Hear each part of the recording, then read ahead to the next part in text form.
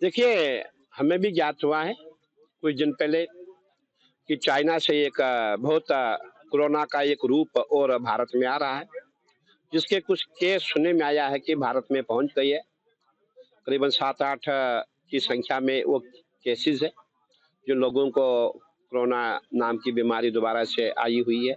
हम कहना चाहेंगे, हम जितने भी साधु संत हैं, जितने भी हमारे श्रद्धालु हैं, जितने भक्त हैं, जिसको भी जुकाम होगा, जिसको भी खाँसी होगी, उसको हमें अपने कैंप से दूर रखना पड़ेगा, उसको अलग तंबू में रखना पड़ेगा, उसको हमें ट्रीटमेंट देना होगा। हमें याद है 2021, 2020 जब कोरोना भारत में आया था, हमने अपनों को जाते हुए देखा है, हमने अपनों को खोया है, हमने देखा है कि किसी का एक बेटा था, वो भी चला गया, किसी की माँ चली गई, किसी के पिता चले गए। इसलिए ये सब हमारी ज़िम्मेदारी, हमें पहले जागरूक होना पड़ेगा और बीमारी हम पे हावी ना हो, ये हमें देखना पड़ेगा। और इस समय सर्दी का मौसम है और सर्दी के मौसम में हमें काढ़ा आदि की जो चाय वग़ैरह आती है, जिसमें काढ़ा नामी चाय होती है, वो भी हमें पीनी पड़ेगी और खुद भी हमें प्रयास करना पड़ेगा कि हम स्वस्थ रहें। क्योंकि देखिए हम ठीक-ठाक से रहेंगे तो मैं समझता हूँ कोरोना हम पे हावी नहीं होगा। हमें खाना भी अच्छा खाना चाहिए, हमें जो भी अच्छी-अच्छी दवाई वो भी हमें लेनी पड़ेगी और सबसे बड़ी बात है जो भी यहाँ पे यात्री किसी को भी दिखाई देगा,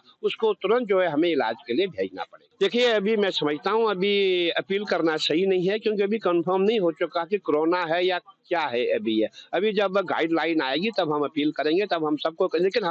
हमने हमारे कैंप में जितने हमारे संत महात्मा सबसे अपील की है कि जिसको भी बुखार होता है वो अपने तंबू में रहो, वो बाहर मत आओ ताकि ज़्यादा छूत क्योंकि ये छूत-छात की भी बीमारी होती है, इसलिए इससे हमें बचना होगा और हमने पूरा प्रयास किया जितने संत हमारे यहाँ, स्टाफ हमारे यहाँ, जितने लोग मेरे यहाँ हैं, उन सबको कहा है कि कोई भी खाँसी, सर्दी, जुकाम हो, अपने तंबू में रहो, वहीं आपको भोजन मिलेगा, वहीं आपको दवाई मिलेगी।